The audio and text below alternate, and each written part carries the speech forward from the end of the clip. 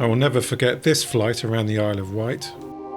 Jesus, that was close. I got pushed down by the wind and couldn't climb out. So need some height. Still going down.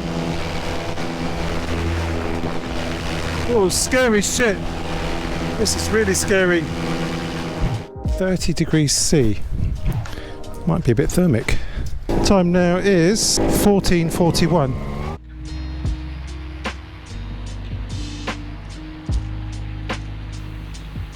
So a big thank you to Mick Collins and Rob for the use of their fields. On this first flight I head down to Selsey Bill and over Butser Hill here, which is a site of special scientific interest. Then over to Uppark House, which was built in the late 17th century, around the 1690s.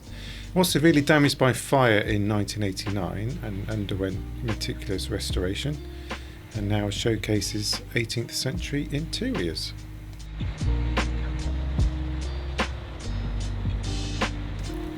So I have 3 flights in this video. This is the first one down to Selsey Bill, and I'll do another one to Winchester, and then tomorrow I'll go to the Isle of Wight.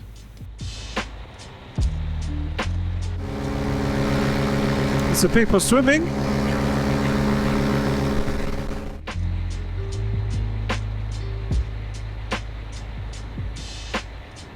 So this is historically a treacherous location for ships, leading to numerous wrecks, and played a vital role in guiding mariners with its lighthouse since 1836.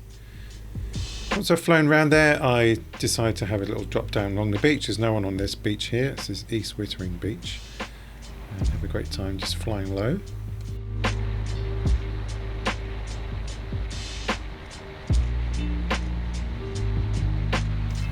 I've got a built up area coming up, so get some altitude, get over there, and then head over to Thorney Island. And Thorney Island was used for military purposes, notably as an RAF base during World War II. Despite its military use, Thorney Island remains an environmentally protected area, home to diverse bird species, and is also designated a site of special scientific interest. So I keep high, flying over here. As you may know from my previous videos, I do enjoy flying over country houses. This is Stansted Park. After a devastating fire in 1900, Stansted House was rebuilt on the site of earlier mentions, preserving the history of the estate, which dates back to the Norman Conquest. It's been open to the public since 1983.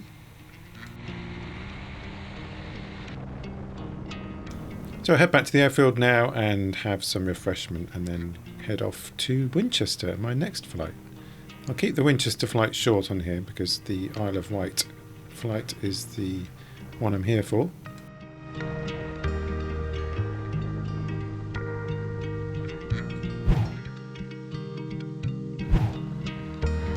So I've had some food and a drink, bit of a chat, and then I'm going to have a little flight over to Winchester now. Flight number 2 of our trip to Portsmouth, heading over to Winchester. Winchester is actually just inside Southampton airspace, so I'm just going to skirt around the outside low. Temperature is 26 degrees C. Visibility is not that good, just a bit of a shame, but very smooth, butter smooth.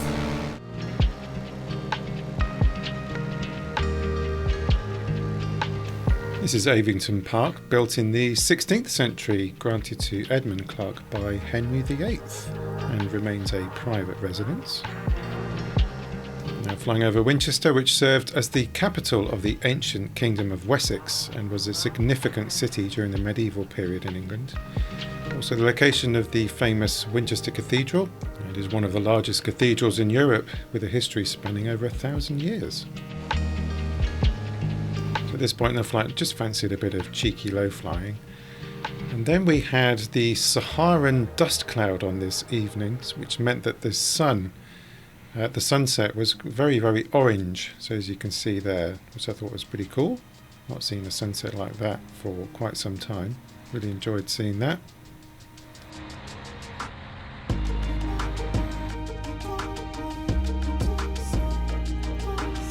the first flight was just over 2 hours. This flight was about an hour and a half. So come in for a landing now and then head to the hotel where I stay over in Titchfield and then go to the Isle of Wight in the morning. Hotel room. At 6 a.m. Rob has very kindly got up to meet me, so we're going to drive to a little local field which is near the coast. Thanks again to Rob for agreeing to meet me so early and to use his field. Okay, so the plan is to fly up to 3,500 feet and then cross to the Isle of Wight. Pretty much no wind. Power lines on 3 sides. So do a right turn, circle around, get some height, get over the power lines. So thanks again, Rob. No worries. Really appreciate it. Yeah. Hopefully we'll be 3 hours, no sooner. Sun's just coming up. Beautiful. 15 litres.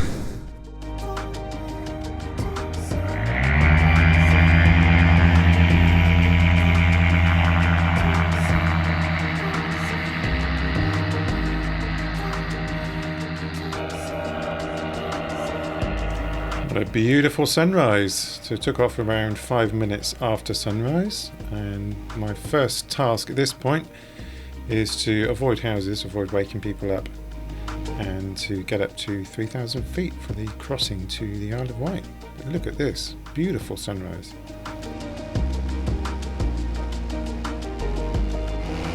So I'm in the climb up to 3,000, heading north to get some altitude from the coast. Isle of Wight is behind me, currently at 1,200 feet. It's going to be a slow climb as I'm in the atom. That's okay, I'm in no rush. Got 15 litres of fuel.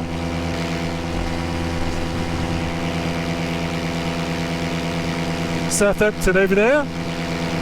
Southampton Airport is not far away.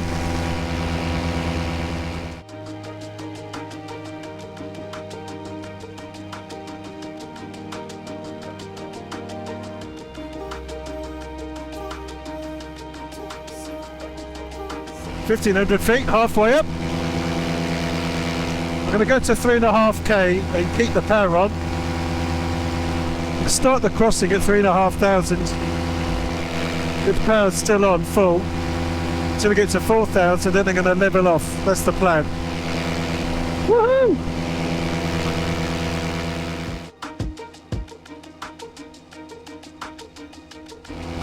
(1,900 feet).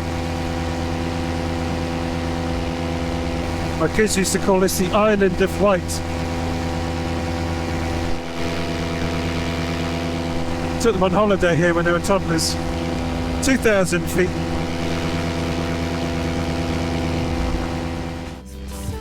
Even though it was a nil wind takeoff, the winds are quite strong, so I clip in the speed bar just in case I need it.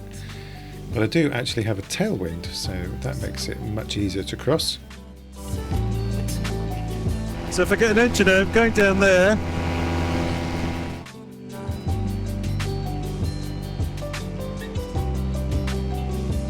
apologies for the chase cam, this does fix itself after my incident later. once I get past this boat here, my engineer options are this island. So I'm starting to feel uncomfortable now. So I'm literally in the middle of the Solent. But I do have plenty of glide. I'm actually crossing over the largest distance of water. The reason I'm doing that is the most direct route. And I still have engine out options easily. Guys, you've got to join me on these trips. Come on.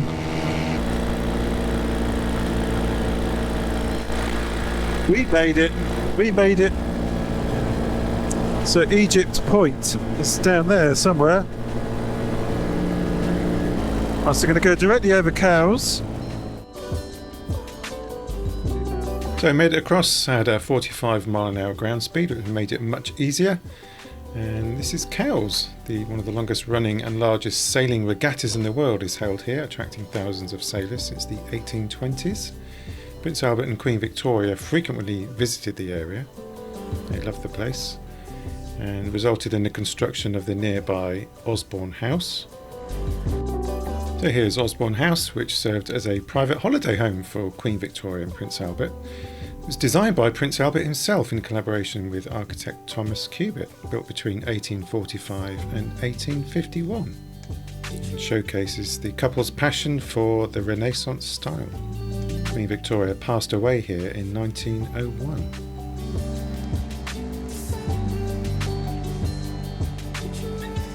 This here is Newport, which is the county town of the Isle of Wight, which boasts a rich history with market origins dating back to the 12th century, and the nearby Carisbrooke Castle, which is originally a Roman fort, which evolved over centuries, and the structure was primarily built during the Norman Conquest and later fortified during other conflicts.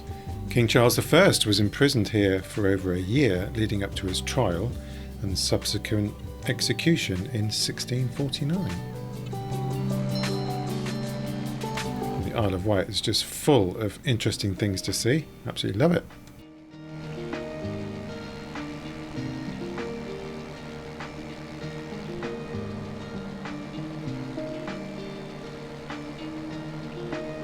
This is a Benedictine monastery known for its striking 20th century architecture, which has a monastic tradition dating back to the Norman era. The monks engage in various activities to support the abbey, from farming and gardening to producing honey and ale.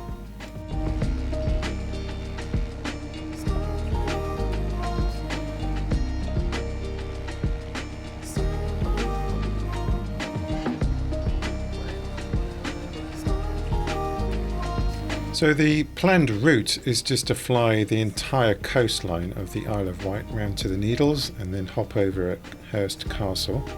So I'm now in the southeastern corner, heading to Yarborough Monument, which was erected in memory of Sir Charles Anderson Pelham, the second Baron of Yarborough, founder of the Royal Yacht Squadron, and a notable figure in 19th century British sailing.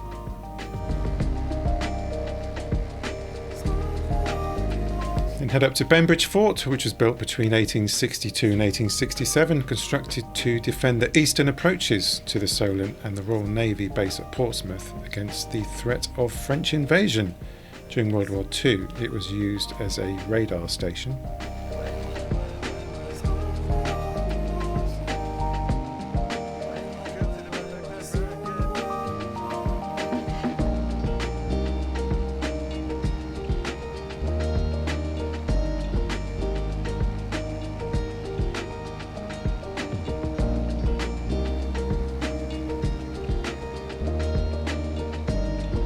Pretty much the furthest point away from the field now.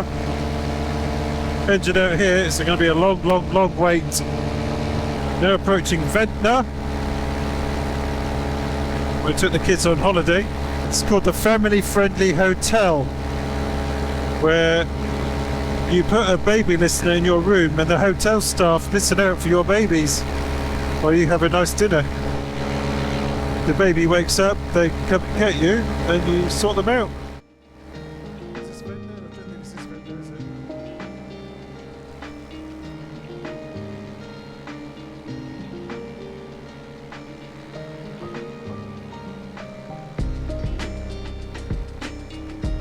This is the southern tip of the Isle of Wight and St Catherine's Lighthouse, constructed in 1838 in response to the tragic wreck of the Clarendon ship in 1837. The top part of the lighthouse had to be removed due to fog, which meant that ships couldn't see it, so the light is actually lower to get under the fog. So, scary moment number one coming up. Getting major sink.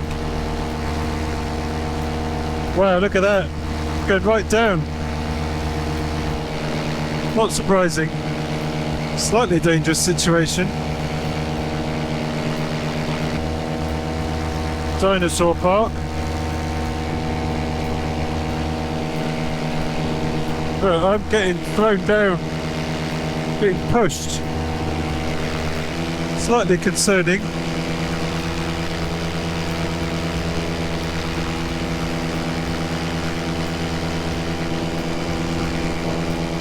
Windsock, thank you.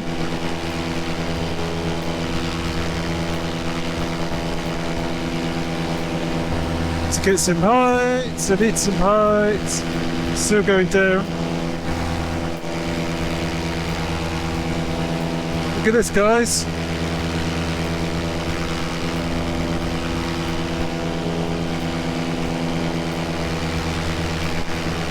Thrown around all over. It's some altitude.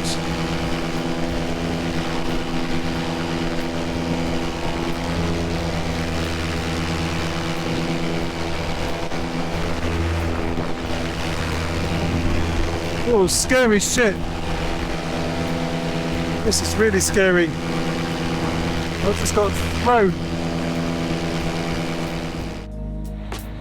So any new pilots watching this, don't fly on the lee side of a hill, below hill level. Make sure you've got some decent altitude or you will be pushed down, and there was nothing I could do on full power to get out of that apart from turn around and hit violent turbulence on the way out of that, where I got yanked up really violently and the lines unloaded, which did mean that the chase cam is now fixed. So at the most westerly point on the Isle of Wight, at the Needles, a series of 3 distinctive chalk stacks rising out of the sea. The remnants of chalk ridges worn away by weathering and erosion. Popular tourist site.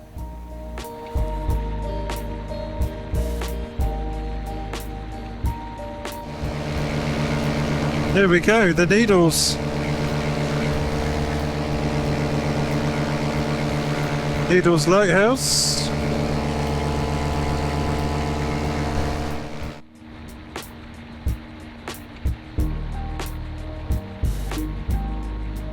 So the Needles was the focus of the entire trip, so now done that, my plan now is to head up the coast a little bit and then hop across to Hurst Castle, which is the narrowest point of crossing. You can see it ahead there.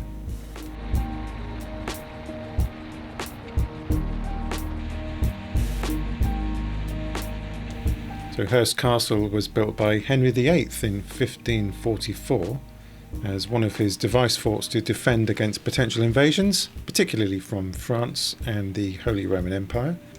During the English Civil War, the castle became a prison for Charles I for a short period of time before his trial. We made it.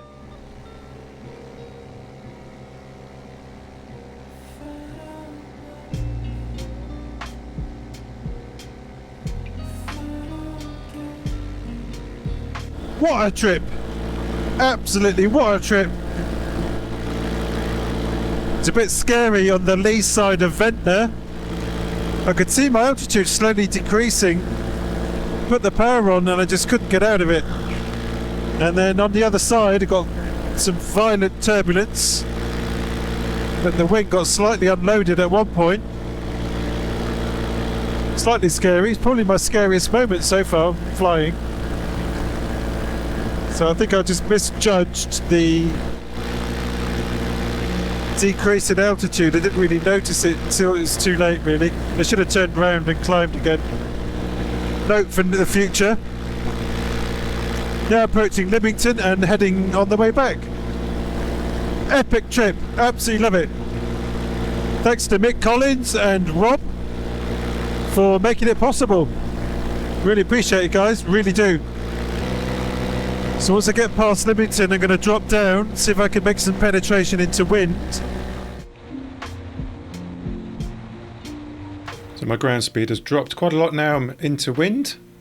This is Palwell Park, which is a manor house developed over the last 3 centuries, now used as a wedding venue. So as I come down low, it's actually quite rough, and my ground speed is only gaining by about 3 miles an hour. So I abandoned that idea. Get the power on, get some altitude up to 3,000 feet again, and cross at Culshot Castle. And Culshot Castle coming up, which was built by Henry VIII in 1539 as part of the chain of coastal defences against the French and Holy Roman Empire. So as I cross the Solent on the way back, I have the speed bar on as I've got a strong headwind and make it across in no time. It's a bit nerve-wracking going across there. Made it over. So, epic flight. Made it all the way around the Isle of Wight. Didn't run out of fuel. Not sure what my fuel is.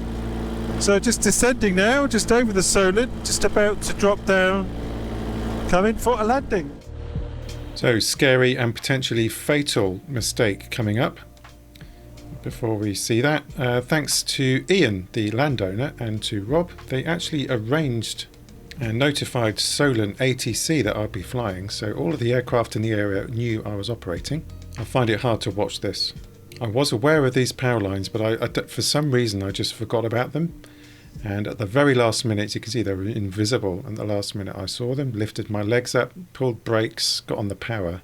Luckily made it across. Just saw those lines.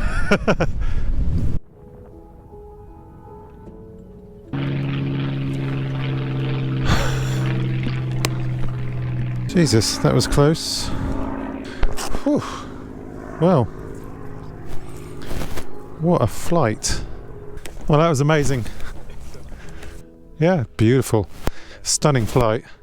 Did you get down to the Needles? Yeah. So you did the whole circuit. Yeah. Brilliant. Yeah. Not bad, is it? There you go. Amazing, yeah. Really good. I'm glad I made it back. Good. A few moments. Just a few moments and I thought, we're going to make it. It's part of the adventure, isn't it? It's wondering if you're going to make it back or not.